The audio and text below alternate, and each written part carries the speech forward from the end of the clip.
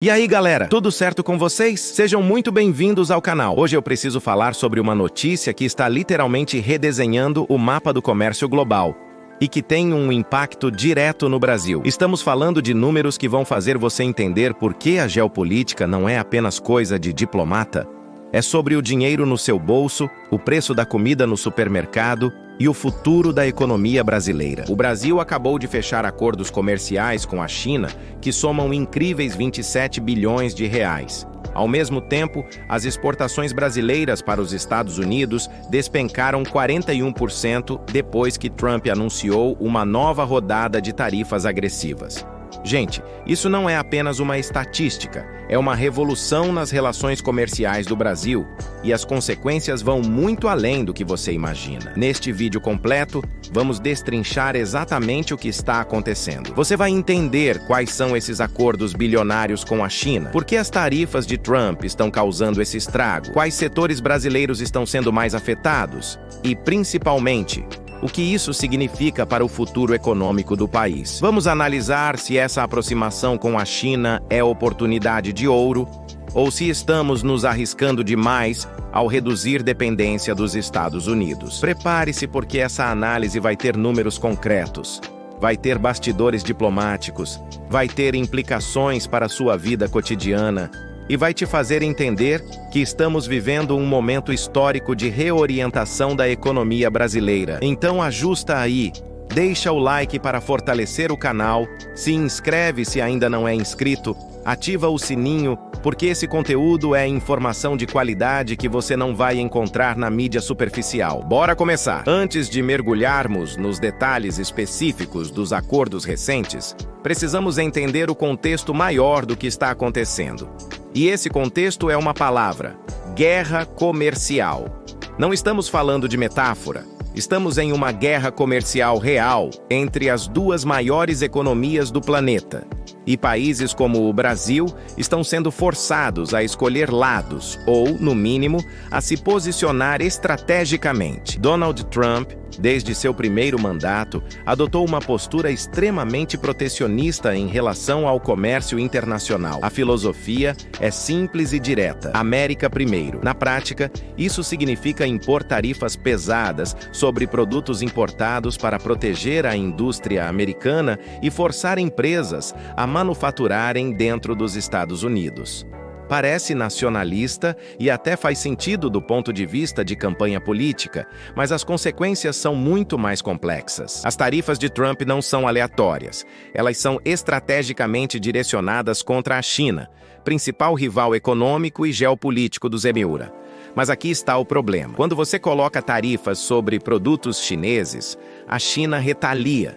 E quando a China retalia, ela busca fornecedores alternativos para produtos que antes comprava dos Estados Unidos. E adivinhem quem está perfeitamente posicionado para preencher esse vácuo? Exatamente, países como o Brasil. A China é a segunda maior economia do mundo e o maior mercado consumidor em termos de população, com mais de 1,4 bilhão de pessoas. E uma classe média em rápida expansão, a demanda chinesa por commodities, alimentos, energia e produtos manufaturados é praticamente insaciável. E aqui está a questão crucial: a China precisa importar porque, apesar de ser a fábrica do mundo, não produz internamente tudo o que consome, especialmente em alimentos e matérias-primas. O Brasil, por outro lado, é uma superpotência agrícola e de recursos naturais.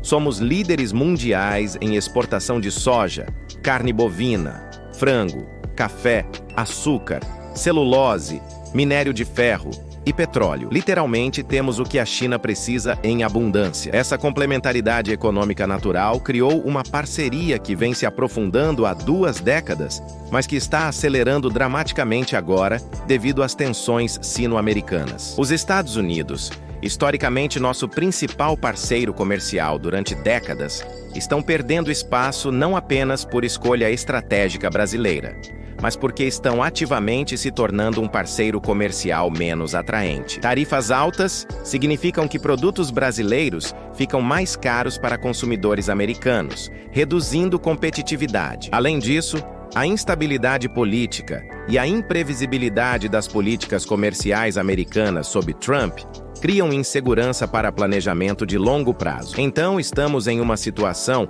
onde a China está ativamente buscando diversificar importações para longe dos Ipázinho. O Brasil tem exatamente o que a China precisa, e os ECAROA estão se tornando um mercado mais difícil de acessar. É a tempestade perfeita, criando oportunidade histórica para a reorientação comercial brasileira. Mas como sempre em economia e geopolítica, oportunidade vem acompanhada de riscos que precisamos entender. Agora vamos aos números concretos que motivaram esse vídeo. O Brasil acabou de fechar uma série de acordos comerciais e contratos com a China que totalizam impressionantes 27 bilhões de reais. Gente, para colocar isso em perspectiva, estamos falando de aproximadamente 5 bilhões de dólares em novos negócios. Isso não é dinheiro pequeno, representa uma fração significativa do PIB de estados brasileiros inteiros.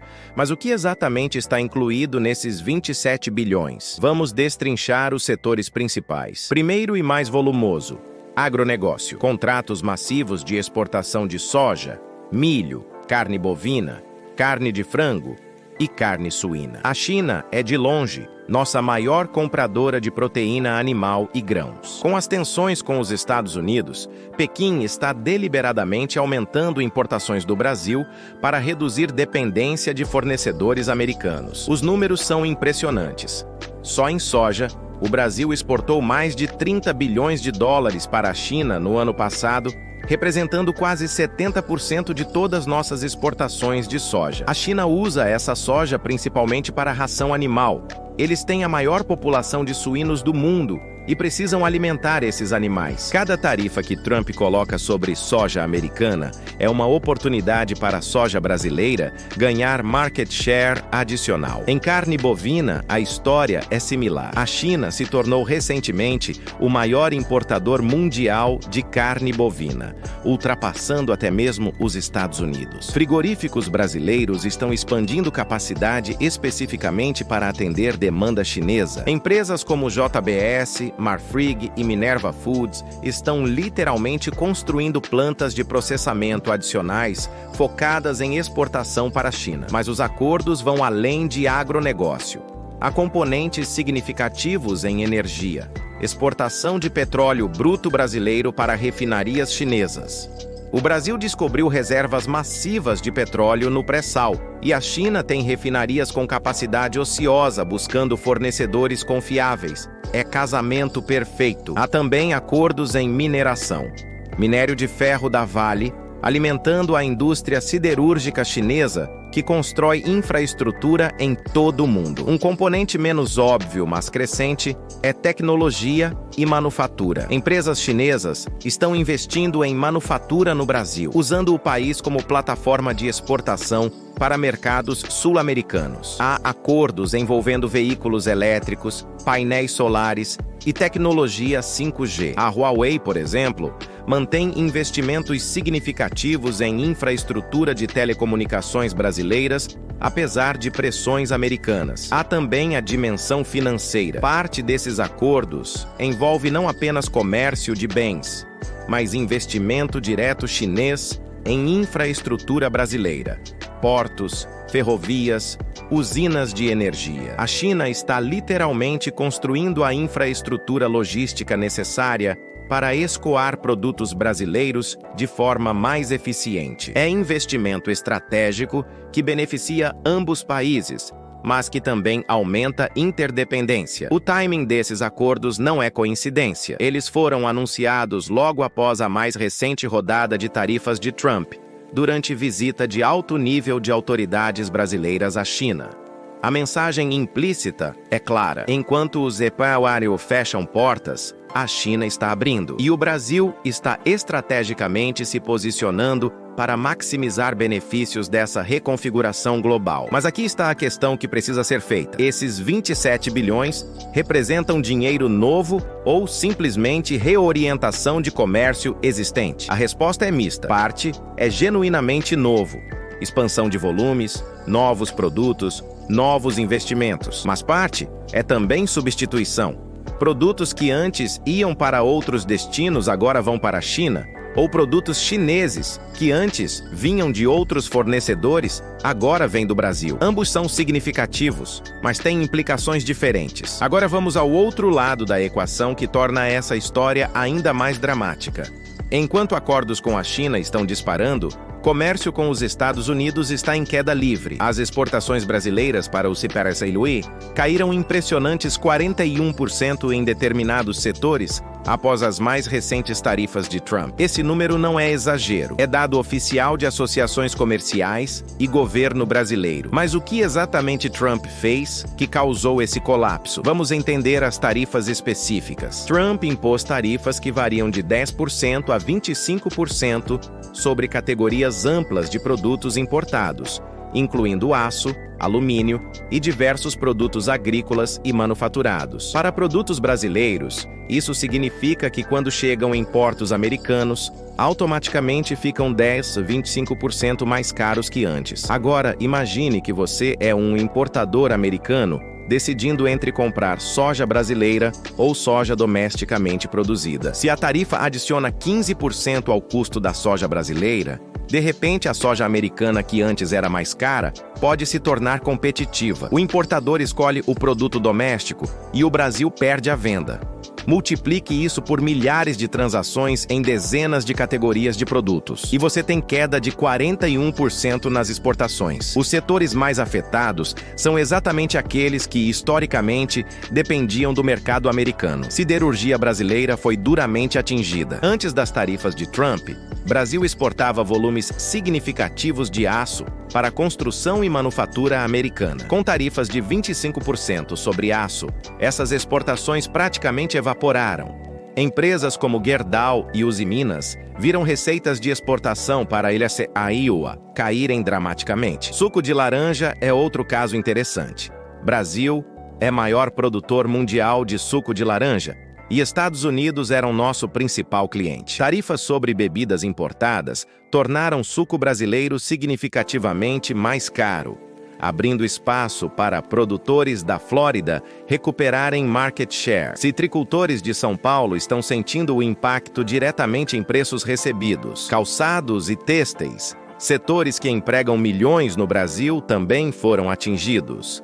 Sapatos brasileiros que antes eram competitivos no mercado americano, agora enfrentam tarifas que os tornam menos atrativos. Empresas que dependiam de exportação para EUA tiveram que demitir funcionários ou buscar mercados alternativos desesperadamente. Mas tem uma dimensão ainda mais insidiosa dessas tarifas: incerteza. Mesmo empresas não diretamente afetadas pelas tarifas atuais estão hesitantes em fazer investimentos de longo prazo focados no mercado americano, porque não sabem se novas tarifas virão amanhã. Trump tem histórico de anunciar tarifas via Twitter às 6 da manhã, criando caos imediato. Essa imprevisibilidade é tóxica para planejamento empresarial. Há também efeitos em cadeia menos óbvios. Quando exportações para a EUA caem, a demanda por dólares no mercado brasileiro diminui, afetando taxas de câmbio. Menos dólares entrando significa real potencialmente mais fraco, o que tem efeitos mistos. Ajuda outros exportadores, mas encarece importações e pode alimentar inflação. É teia complexa de consequências. Empresas americanas operando no Brasil também estão sendo afetadas. Elas dependem de cadeias de suprimento integradas que cruzam fronteiras múltiplas vezes. Tarifas desrompem essas cadeias, aumentando custos e reduzindo eficiência. Ford, GM e outras montadoras com operações no Brasil enfrentam desafios para balancear produção entre países quando tarifas distorcem cálculos de custo. O que é particularmente frustrante para empresários e policymakers brasileiros é que essas tarifas não são resposta a nenhuma ação brasileira. Não há disputa comercial Brasil-EUA. As tarifas de Trump são amplamente direcionadas contra a China, mas Brasil é dano colateral. Somos atingidos por políticas que nem sequer nos têm como alvo principal, o que cria ressentimento adicional. Alguns analistas argumentam que essa queda de 41% é temporária e que o mercado se ajustará. Empresas encontrarão formas de contornar tarifas, renegociarão contratos ou desenvolverão novos produtos não sujeitos a tarifas. Isso pode ser parcialmente verdade, mas ajustamento leva tempo e custa dinheiro. Pequenas e médias empresas, especialmente, não têm recursos para pivotar rapidamente. O governo brasileiro tentou negociar exceções com Washington, argumentando que não somos o problema que Trump está tentando resolver. Houve algum sucesso limitado em categorias específicas, mas amplamente as tarifas permanecem. A realidade política no Iowa torna difícil para Trump fazer concessões que possam ser vistas como fraqueza em sua base eleitoral protecionista. Então temos situação onde um dos nossos principais mercados históricos está se tornando dramaticamente menos acessível, não por escolha nossa, mas por dinâmicas políticas internas americanas que estão completamente fora do nosso controle. Isso força reorientação estratégica, e essa reorientação está indo direto para a China. Agora precisamos falar sobre quem realmente está ganhando e perdendo dentro do Brasil com essa reconfiguração comercial, porque esses números macro de bilhões de reais afetam pessoas reais, empregos reais e comunidades reais de formas muito diferentes. Os grandes vencedores são, obviamente, o agronegócio brasileiro. Produtores de soja, milho, carne e outras commodities agrícolas estão vendo demanda chinesa insaciável traduzir-se em preços fortes e volumes crescentes. Estados como Mato Grosso do Sul, Goiás e Paraná, os grandes produtores agrícolas estão prosperando. Investimento em maquinário agrícola está em alta, terra está valorizando e há boom de construção em cidades do interior ligadas ao agronegócio. Empresas de trading agrícola como Cargill, Bunge, ADM e traders nacionais como Amag estão tendo anos recordes. Elas são intermediárias entre produtores brasileiros e compradores chineses, lucrando em cada transação. Frigoríficos também estão em festa. JBS, maior empresa de proteína animal do mundo, tem China como mercado crucial e em crescimento. Mineradoras, especialmente Vale, são outra vencedora óbvia. Minério de ferro para a siderurgia chinesa representa fluxo de receita massivo e confiável. Apesar de tragédias como Brumadinho afetando operações e reputação, a realidade é que demanda chinesa mantém mineração brasileira altamente lucrativa. Portos brasileiros, especialmente aqueles voltados para a exportação de commodities, estão vendo volumes recordes. Santos, Paranaguá, Rio Grande, esses portos estão expandindo infraestrutura para lidar com volumes crescentes indo para a Ásia. Há investimento em terminais especializados, silos de armazenamento e capacidade logística. Setores de infraestrutura e construção relacionados a projetos chineses também ganham. Quando empresas chinesas investem em construir ferrovia no Brasil para escoar soja, empresas brasileiras de construção civil frequentemente são contratadas como parceiras. A transferência de tecnologia e criação de empregos locais. Mas nem tudo são rosas. Os perdedores também são numerosos e significativos. Setores manufatureiros que dependiam de exportações para a EUA estão sofrendo tremendamente. Indústria de calçados no Rio Grande do Sul, por exemplo, foi duramente atingida. Fábricas que exportavam para a América estão operando com capacidade reduzida ou fechando completamente. Empregos estão sendo perdidos em comunidades que dependiam dessas fábricas. Siderurgia e metalurgia brasileiras, que não podem facilmente redirecionar toda a produção para a China, que tem sobrecapacidade de aço própria, estão em situação difícil. Usinas estão fechando altos fornos e trabalhadores estão sendo demitidos. Cidades que cresceram ao redor de usinas siderúrgicas enfrentam crises econômicas locais. Pequenos produtores agrícolas não voltados para commodities de exportação não necessariamente se beneficiam. A agricultura familiar que produz para mercado interno pode até sofrer porque valorização de terras para a soja torna mais difícil competir. Há também preocupações ambientais, pressão para desmatar mais áreas para agricultura de exportação. Consumidores brasileiros enfrentam efeitos mistos. Por um lado, quando o real se desvaloriza devido a dinâmicas comerciais, produtos importados ficam mais caros. Eletrônicos, medicamentos, insumos industriais. Por outro lado, alguns produtos agrícolas destinados à exportação podem ficar mais baratos no mercado interno se demanda externa cair temporariamente. Há também questão de soberania e segurança alimentar. Quando tanto da agricultura brasileira se volta para a exportação de monoculturas como soja, há menos diversificação. Se algo der errado com o mercado chinês, a economia brasileira fica extremamente exposta. É risco de concentração que preocupa economistas. Trabalhadores urbanos em setores de serviços têm relação complicada com essas mudanças. Boom no agronegócio não cria muitos empregos urbanos diretamente. A agricultura moderna é altamente mecanizada. Mas há efeitos indiretos através de aumento de renda em regiões produtoras que então consomem mais serviços. Geograficamente, a redistribuição de prosperidade. Regiões do centro-oeste ligadas ao agronegócio ganham. Regiões do sul e sudeste com manufatura voltada para mercado americano perdem. Isso cria tensões políticas regionais e desafios para políticas públicas que tentam equilibrar desenvolvimentos desiguais. Jovens qualificados em tecnologia e serviços podem eventualmente se beneficiar se investimentos chineses no Brasil incluírem setores de alta tecnologia, mas isso ainda é mais promessa que realidade. Há preocupação que relacionamento Brasil-China seja predominantemente nós vendendo matérias-primas e eles vendendo manufaturados. Padrão colonial que não favorece desenvolvimento de longo prazo. Ambientalistas estão divididos.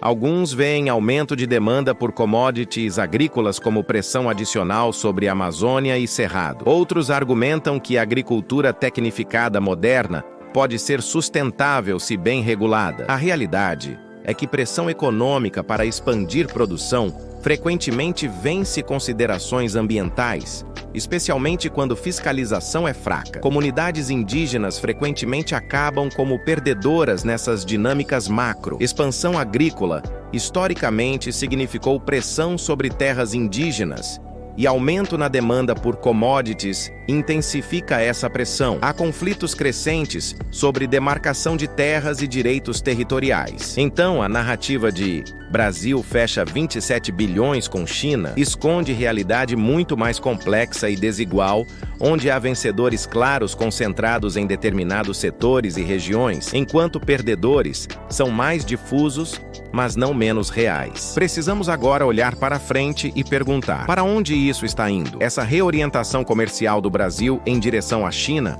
é tendência permanente ou temporária? E o que significa para o futuro econômico do país? Primeiro, é importante reconhecer que essa mudança não é apenas sobre tarifas de Trump. Mesmo se Trump perdesse eleições e tarifas fossem eliminadas, a China continuaria sendo parceiro comercial absolutamente crucial para o Brasil, simplesmente pelo tamanho de sua economia e complementaridade com o Brasil. Então, há componente estrutural, não apenas conjuntural.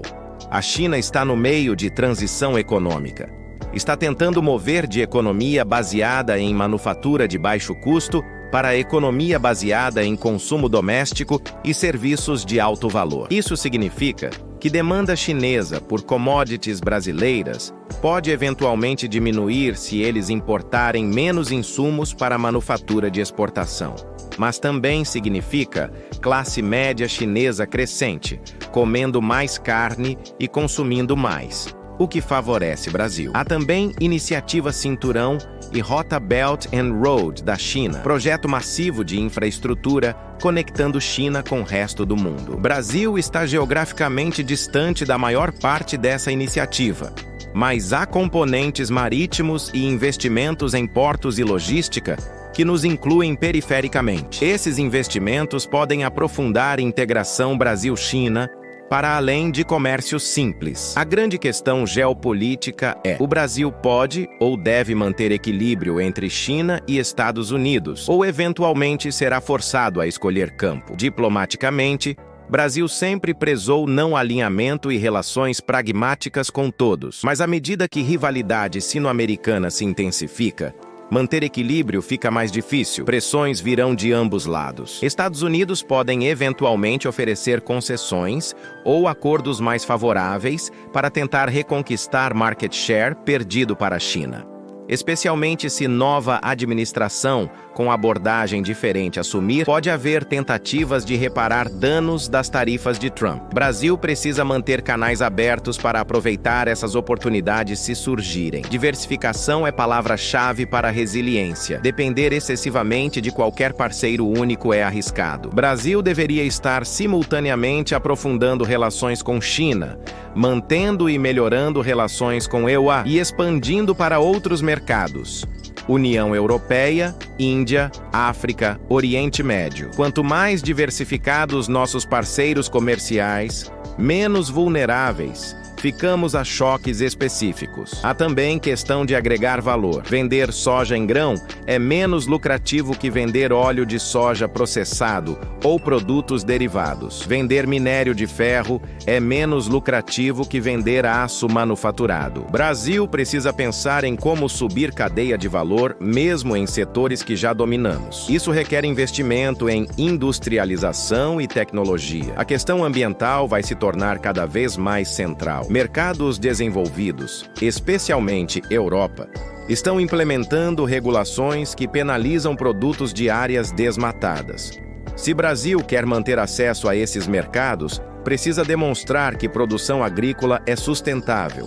Isso pode ser vantagem competitiva se bem implementado. Soja verde certificada pode comandar preços premium. Tecnologia agrícola é a área onde Brasil já é líder global e pode expandir ainda mais. Embrapa e empresas brasileiras desenvolvem tecnologias tropicais de ponta. Exportar essa expertise e tecnologia, não apenas produtos agrícolas, poderia ser fonte adicional de receita e influência. Educação e capital humano são cruciais. Para que Brasil seja mais que fornecedor de matérias-primas, precisa de força de trabalho qualificada, capaz de inovar e agregar valor. Investimento em educação técnica, engenharia e ciências é investimento em futuro econômico. Infraestrutura continua sendo gargalo enorme. Brasil perde bilhões anualmente em produção agrícola que apodrece em estradas ruins ou esperando em portos congestionados. Investimento massivo em logística, rodovias, ferrovias, hidrovias, portos é essencial para maximizar competitividade. Estabilidade política e jurídica também são fatores. Investidores estrangeiros, sejam chineses, americanos ou outros, precisam de previsibilidade. Brasil tem reputação de instabilidade regulatória e política que aumenta a percepção de risco. Melhorar isso é crucial para atrair investimento de qualidade. A questão de moeda também é fascinante. Há discussões entre BRICS sobre comércio em moedas locais em vez de dólar. Se Brasil e China começassem a transacionar significativamente em reais e yuan, isso reduziria custos de transação e vulnerabilidade a flutuações do dólar. É mudança potencialmente transformadora do sistema financeiro internacional. Mudança climática vai afetar tudo isso de formas que ainda estamos começando a entender. Eventos extremos podem afetar produção agrícola. Transição energética global pode mudar demandas por commodities específicas. Brasil precisa pensar estrategicamente sobre como se posicionar em economia global cada vez mais focada em sustentabilidade. Então, o futuro não é simplesmente mais do mesmo. É cheio de oportunidades, mas também de desafios e incertezas, que exigem pensamento estratégico e planejamento de longo prazo, que frequentemente parece faltar em política brasileira. Vamos agora fazer análise comparativa mais profunda sobre o que significa para Brasil ter China versus Estados Unidos como principal parceiro comercial. Há diferenças fundamentais que vão além de números de dólares.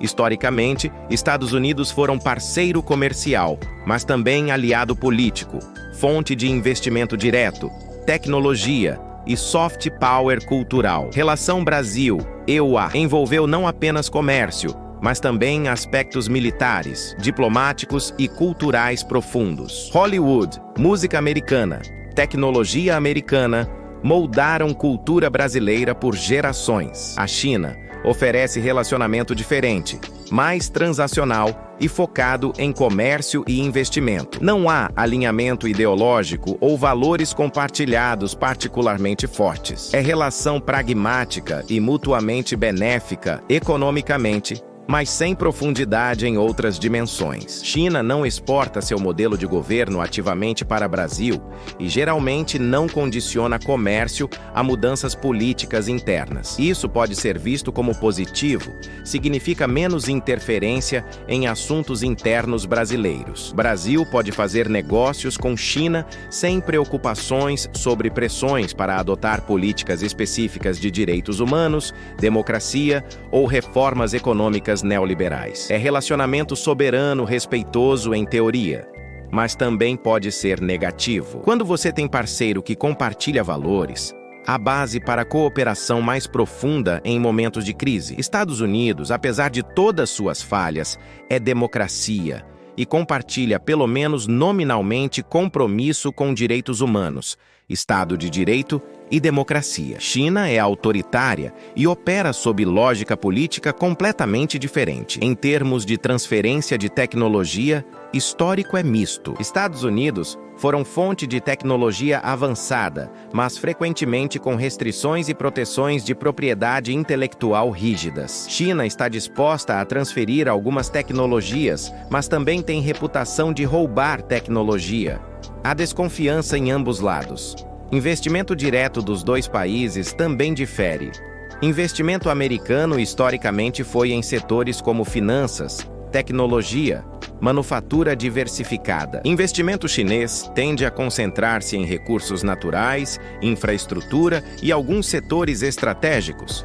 Ambos têm benefícios, mas perfis de risco diferentes. Há questão de governança corporativa e padrões. Empresas americanas operam sob regulações rígidas e têm expectativas altas de transparência e responsabilidade corporativa. Empresas chinesas, especialmente estatais, às vezes operam sob regras diferentes e há menos transparência. Isso pode criar desafios em parcerias. Culturalmente, Brasil compartilha mais com o Ocidente e Estados Unidos que com China. Língua, religião, valores culturais básicos. Temos muito mais em comum com americanos. Isso facilita entendimento mútuo e cooperação em níveis humanos. Diferenças culturais com China são muito mais pronunciadas e podem criar mal-entendidos e desafios em negociações e parcerias. Há também questão de como cada país usa poder econômico politicamente. Estados Unidos historicamente usaram acesso ao seu mercado como ferramenta de política externa, condicionando acordos comerciais a mudanças políticas desejadas. China alega não fazer isso, mas na prática usa a dependência econômica como alavancagem em disputas diplomáticas. Vimos isso com a Austrália recentemente. A questão de soberania é complexa. Dependência excessiva de qualquer parceiro único compromete soberania econômica. Se Brasil se torna dependente demais de China, Pequim ganha influência sobre decisões brasileiras. Isso já aconteceu historicamente com EUA. Idealmente, Brasil deveria ter parceiros diversos o suficiente para que nenhum tenha poder de veto implícito sobre política brasileira. Para a democracia brasileira, relacionamento com parceiro democrático versus parceiro autoritário tem implicações. Não que China ativamente promova autoritarismo no Brasil, mas normalização de relacionamento próximo com regime autoritário pode ter efeitos culturais e políticos sutis ao longo do tempo. Finalmente, a questão de para onde o mundo está indo. Se futuro é multipolar com múltiplos centros de poder, Brasil precisa de relacionamentos com todos eles. Se futuro é bifurcação em blocos sino-americano competitivos, Brasil eventualmente pode ser forçado a escolher, o que seria extremamente difícil e custoso economicamente. A sabedoria provavelmente está em manter relacionamento pragmático e forte com China, especialmente em comércio e investimento onde benefícios são claros, enquanto simultaneamente trabalha para reparar e fortalecer relações com os Estados Unidos e diversifica para outros parceiros. Não é estratégia sexy, mas é prudente. Vamos agora olhar para implicações específicas para consumidores brasileiros e suas vidas cotidianas. Porque essas manchetes sobre bilhões em acordos e quedas percentuais em exportações soam abstratas, mas têm consequências muito concretas. Primeiro, preços no supermercado. Quando o Brasil exporta mais carne para a China, Demanda doméstica se compete com demanda externa. Se chineses estão dispostos a pagar mais por carne brasileira que consumidores brasileiros, frigoríficos preferem exportar. Isso pode aumentar preços domésticos de carne, especialmente cortes premium. Já vimos isso acontecer.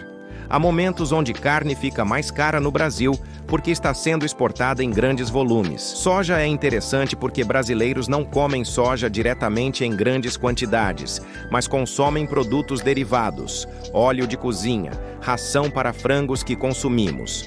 Quando soja tentar novamente continuar fica mais cara devido à demanda de exportação, há efeito cascata em produtos derivados. Frango pode ficar mais caro porque ração ficou mais cara. Combustíveis também são afetados. Brasil exporta petróleo, mas importa derivados refinados, porque capacidade de refino doméstica é insuficiente. Quando o real se desvaloriza devido a dinâmicas comerciais, importar gasolina e diesel fica mais caro, afetando preços na bomba e, por efeito cascata, preços de transporte e produtos transportados. Eletrônicos e produtos importados ficam mais caros quando o real se desvaloriza. Aquele smartphone que você quer, computador, videogame, tudo vem de fora e depende de taxa de câmbio. Quando acordos comerciais afetam fluxos de dólar para dentro e fora do Brasil, taxa de câmbio flutua. E você sente isso no bolso quando vai comprar eletrônicos. Medicamentos são outro caso sensível.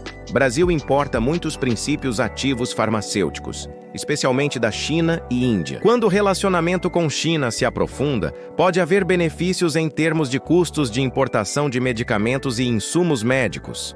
Isso potencialmente poderia reduzir custos de saúde, embora benefícios raramente são totalmente repassados a consumidores. Empregos são obviamente impactados.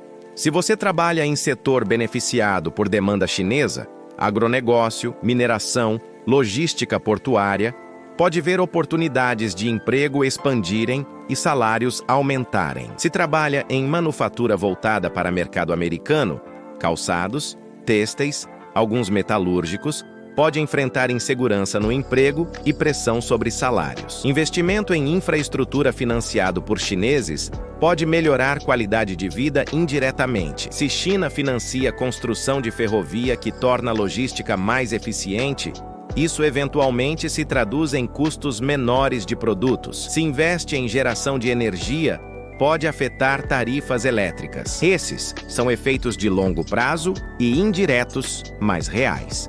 Acesso a crédito também pode ser afetado. Bancos chineses, operando no Brasil, oferecem alternativas a bancos tradicionais, potencialmente aumentando competição e reduzindo custos de crédito, mas também introduzem novos riscos que reguladores precisam monitorar. Para estudantes, mudança comercial pode significar mais oportunidades de estudo na China, bolsas e programas de intercâmbio, aprendizado de mandarim se tornando mais valioso no mercado de trabalho. Já há crescimento de escolas de mandarim no Brasil, especificamente para preparar jovens para fazer negócios com China. Turismo é afetado. Quando o real se desvaloriza, viajar para exterior fica mais caro para brasileiros. Mas Brasil se torna destino mais barato para turistas estrangeiros, incluindo chineses. Já vemos aumento de turismo chinês no Brasil, o que beneficia setor de hospitalidade, mas também cria desafios de capacidade e diferenças culturais. Qualidade ambiental local é afetada. Se sua região vê expansão agrícola acelerada para atender demanda chinesa, pode experimentar poluição aumentada de agrotóxicos, desmatamento, pressão sobre recursos hídricos. Por outro lado, se investimentos chineses incluem tecnologia verde, pode haver benefícios ambientais. Segurança também tem dimensões ligadas.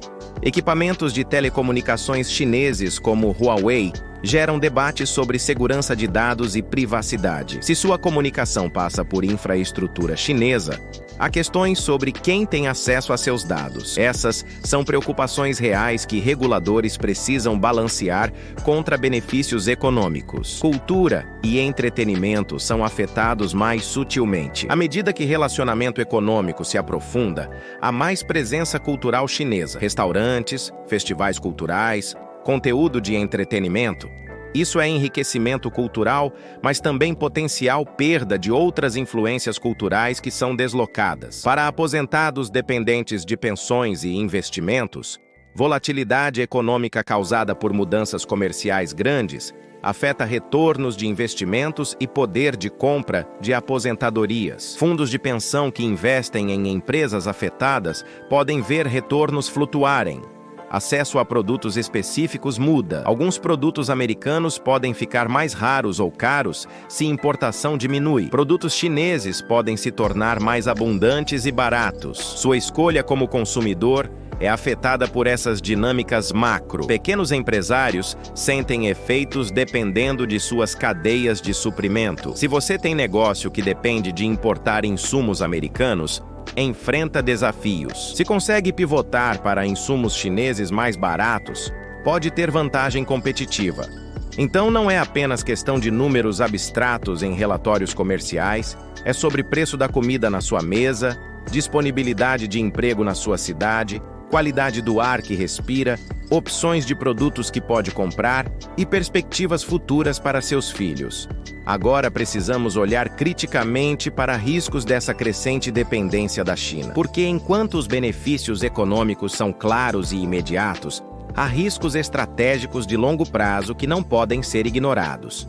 Primeiro e mais óbvio, risco de concentração. Se China se torna comprador dominante de produtos brasileiros, qualquer problema com China, crise econômica deles, mudança de política de importação, conflito diplomático, pode devastar setores inteiros da economia brasileira imediatamente. Vimos versão disso quando China, temporariamente, bloqueou importações de carne brasileira devido a alegadas violações de padrões sanitários. Foi provavelmente retaliação por questões diplomáticas, mas o impacto econômico foi imediato e severo. A China tem histórico de usar dependência econômica como arma política. A Austrália experimentou isso recentemente quando criticou China sobre origens da Covid e outras questões. China respondeu com tarifas e restrições sobre importações australianas que causaram danos econômicos significativos. Se Brasil encontrar-se em situação similar, consequências seriam devastadoras. Há também questão de estar no lado errado,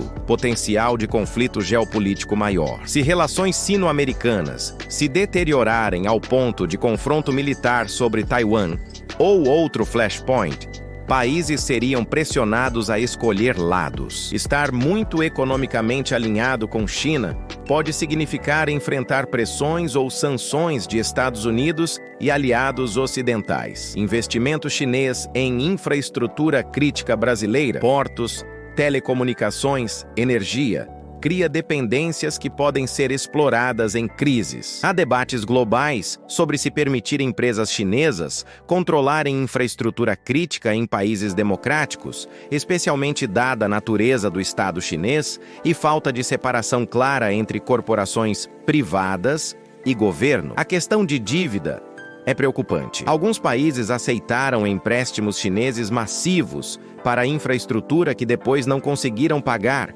resultando em China assumindo controle de ativos estratégicos. Sri Lanka teve que ceder controle de porto estratégico para a China por 99 anos devido a dívidas impagáveis. Brasil precisa ser cuidadoso sobre termos de financiamento chinês. A falta de reciprocidade genuína em relacionamento. China tem acesso bastante livre ao mercado brasileiro, mas empresas brasileiras enfrentam barreiras significativas para operar na China. Mercado chinês é protegido e difícil de penetrar para estrangeiros. Isso significa relacionamento assimétrico que pode não ser sustentável a longo prazo. Padrões ambientais e trabalhistas diferentes criam desafios. China geralmente tem padrões mais baixos, o que significa que competição pode pressionar Brasil a reduzir seus próprios padrões para permanecer competitivo. Isso seria race to the bottom prejudicial. Transferência de tecnologia é frequentemente prometida, mas raramente entregue na extensão esperada. Muitos países descobrem que investimento chinês não traz benefícios de transferência tecnológica esperados, permanecendo em papel de fornecedor de matérias-primas, enquanto China mantém controle de tecnologias avançadas e produtos de alto valor agregado. Há questões de transparência e corrupção. Empresas estatais chinesas chinesas frequentemente operam sem transparência, que empresas ocidentais são obrigadas a ter. Isso pode facilitar corrupção e torna difícil para público brasileiro avaliar se acordos são genuinamente benéficos ou favorecem elites conectadas. Impacto ambiental de escala aumentada de exportação de commodities é preocupante. Mais demanda significa mais pressão para desmatar, expandir monoculturas, usar mais agrotóxicos. Se regulação ambiental brasileira é fraca, relacionamento com China pode acelerar degradação ambiental. Segurança de dados e cibersegurança são preocupações crescentes. Equipamentos de rede chineses em infraestrutura brasileira potencialmente dão acesso a dados sensíveis. Há alegações de backdoors em equipamentos Huawei e outras empresas chinesas que poderiam ser explorados para espionagem. Dependência em tecnologia chinesa pode criar lock-in. Uma vez que infraestrutura é construída com tecnologia chinesa, manutenção e upgrades futuros ficam dependentes de China. Mudar se torna proibitivamente caro, dando China leverage contínuo. Questões de direitos humanos criam dilemas éticos e, eventualmente, podem criar problemas práticos. Relacionamento próximo com regime que comete violações documentadas de direitos humanos pode levar a pressões de sociedade civil, mercados consumidores conscientes em outros países e complicações diplomáticas. Finalmente, há risco de China estar em bolha econômica própria. Níveis de dívida chineses são altíssimos. Setor imobiliário está em crise. Demografia está se deteriorando com população envelhecendo rapidamente. Se a economia chinesa entrar em crise severa, todos os países dependentes dela sofrerão enormemente. Então, enquanto benefícios de curto prazo de aprofundar relacionamento com China são reais e significativos, riscos de médio e longo prazo são igualmente reais e precisam ser ativamente gerenciados através de diversificação, planejamento estratégico e manutenção de alternativas. Vamos agora para a parte final. E talvez mais importante, o que o Brasil deveria fazer estrategicamente? Como o país pode maximizar benefícios dessa situação enquanto minimiza riscos? Não tenho todas as respostas, mas posso oferecer análise de opções e trade-offs. Primeira estratégia: diversificação ativa e deliberada. Brasil não deve colocar todos os ovos na cesta chinesa ou americana. Precisa expandir agressivamente relacionamentos comerciais com União Europeia, Índia, países africanos, Oriente Médio e outros mercados emergentes. Isso requer trabalho diplomático ativo, missões comerciais, negociação de acordos preferenciais e investimento em entender necessidades desses mercados. Segunda estratégia: agregação de valor doméstico. Em vez de exportar soja em grão, desenvolver capacidade de processar em óleo, farelo, proteína isolada e outros produtos de valor agregado. Em vez de exportar minério de ferro, desenvolver siderurgia competitiva que exporte aço. Isso requer investimento industrial, tecnologia e possivelmente proteção temporária de indústrias nascentes. Terceira estratégia: desenvolvimento tecnológico próprio. Brasil precisa investir massivamente em pesquisa e desenvolvimento, educação STEM e ecossistema de inovação. Não pode ficar permanentemente dependente de tecnologia importada. Embrapa mostra que Brasil pode ser líder em tecnologia quando investe. Precisa replicar esse sucesso em outros setores. Quarta estratégia: infraestrutura como prioridade nacional. Gargalos logísticos custam bilhões anualmente. Investimento em rodovias, ferrovias, hidrovias, portos, armazenagem não é gasto. É investimento que paga dividendos por décadas. Pode aceitar investimento chinês nisso, mas com safeguards apropriados e mantendo controle de ativos estratégicos. Quinta estratégia: regulação ambiental forte, mas inteligente. Não é sobre escolher entre economia e ambiente. É sobre reconhecer que sustentabilidade ambiental é vantagem competitiva de longo prazo. Certificação de produtos sustentáveis pode comandar preços premium. Degradação ambiental eventualmente destrói base produtiva. Regulação precisa ser baseada em ciência, aplicada consistentemente, mas também precisa reconhecer realidades econômicas de produtores. Sexta estratégia: diplomacia ativa e autônoma. O Brasil precisa desenvolver política externa que serve interesses brasileiros, não simplesmente alinha com Washington ou Pequim. Isso requer diplomacia sofisticada que mantém relacionamentos construtivos com todos, enquanto preserva autonomia para tomar decisões baseadas em interesse nacional brasileiro. Sétima estratégia: transparência e combate à corrupção. Acordos comerciais e de investimento precisam ser transparentes, sujeitos a escrutínio público e livres de corrupção. Isso não é apenas questão moral, é prático. Acordos corruptos geralmente não servem interesse nacional e criam passivos de longo prazo. Oitava estratégia: integração regional sul-americana. Brasil deveria liderar integração econômica mais profunda na América do Sul. Mercado unificado sul-americano teria poder de barganha muito maior com tanto China quanto EUA. Infraestrutura integrada seria mais eficiente, mas isso requer Brasil estar disposto a fazer concessões e investir em vizinhos. Nona estratégia: segurança cibernética e de dados como prioridade.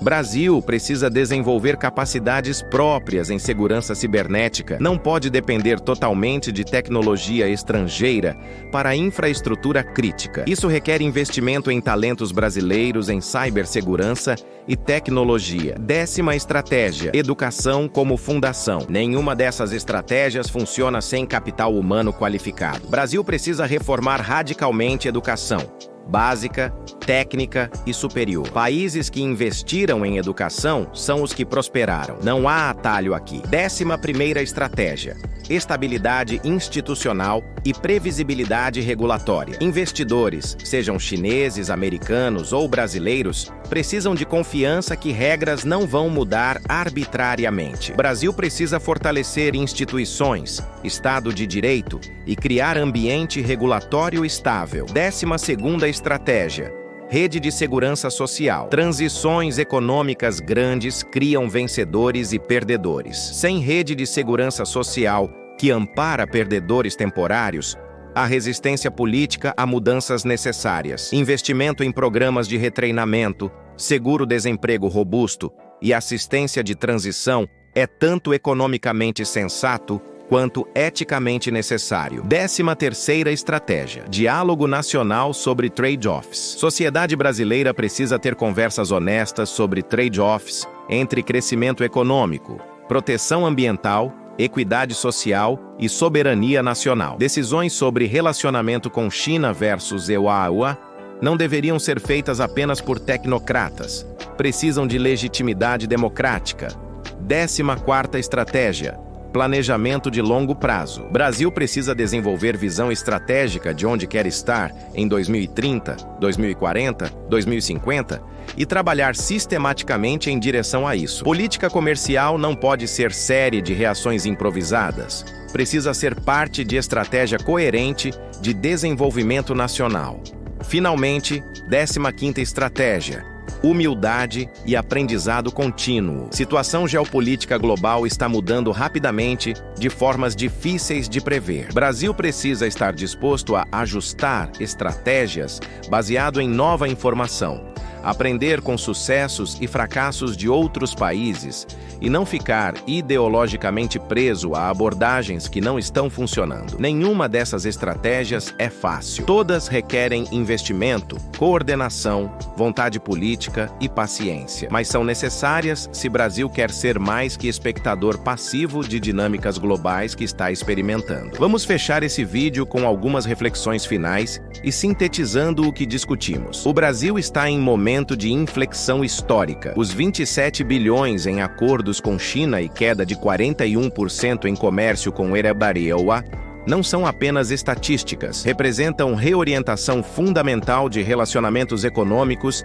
que tem implicações profundas. A ascensão da China como potência econômica global é provavelmente a mudança geopolítica mais significativa do século XXI. Brasil, como grande fornecedor de commodities que China necessita, está posicionado para se beneficiar dessa ascensão, mas também está exposto a riscos significativos de dependência excessiva e falta de diversificação. As tarifas de Trump aceleraram tendência que já estava em movimento, mas adicionaram elemento de urgência e drama. Elas demonstraram vulnerabilidade de depender demais de qualquer mercado único. Paradoxalmente, políticas protecionistas de Trump podem ter causado mais dano a interesses econômicos americanos de longo prazo, ao empurrar parceiros comerciais para a China. Para brasileiros comuns, essas mudanças macro têm consequências concretas: empregos, preços, oportunidades, qualidade de vida. Não é apenas questão para diplomatas e CEOs. É sobre futuro econômico de famílias brasileiras reais. Riscos são reais e substanciais. Concentração excessiva,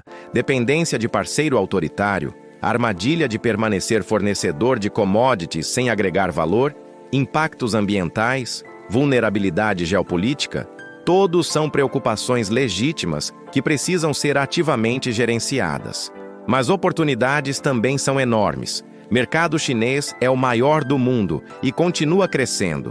Investimento chinês pode financiar infraestrutura que Brasil precisa desesperadamente. Relacionamento sino-brasileiro pode ser mutuamente benéfico se gerenciado com inteligência estratégica. A chave é equilíbrio, maximizar benefícios de relacionamento com China, enquanto mantém relacionamentos fortes com EUA e outros parceiros, diversifica mercados, investe em agregação de valor doméstico, protege interesses estratégicos e sempre mantém autonomia para tomar decisões baseadas em interesse nacional brasileiro. Brasil tem vantagens naturais significativas: recursos abundantes, clima favorável, biodiversidade única, posição geográfica estratégica, população jovem e crescente. Mas vantagens naturais apenas te levam até certo ponto.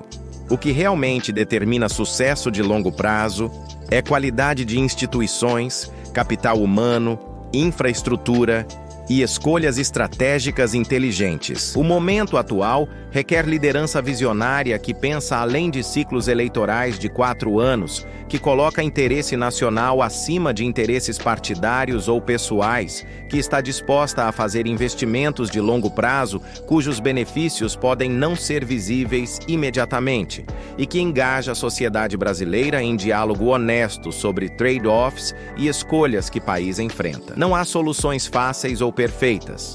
Cada opção tem benefícios e custos, mas não fazer escolha também é escolha. Escolha de deixar eventos externos ditarem futuro brasileiro em vez de ativamente moldar esse futuro. Para você que assistiu até aqui, espero que tenha entendimento mais profundo de dinâmicas complexas em jogo. Essas não são questões simples com respostas óbvias. Requerem pensamento nuançado, consideração de múltiplas perspectivas e vontade de aceitar complexidade em vez de buscar narrativas simplistas. Compartilhe esse vídeo com pessoas que precisam entender essas questões. Comente suas perspectivas. Você acha que o Brasil está fazendo escolhas certas? Está muito dependente da China? Deveria tentar reparar relacionamento com EUA? Quais são suas preocupações principais? Vamos ter essa conversa. Obrigado por dedicar seu tempo a este vídeo longo, mas necessariamente detalhado. Deixa o like se achou valioso, se inscreve no canal para mais análises profundas de economia e geopolítica e nos vemos no próximo vídeo. Até lá, fiquem bem, pensem criticamente e lembrem-se que informação é poder. Tchau, pessoal!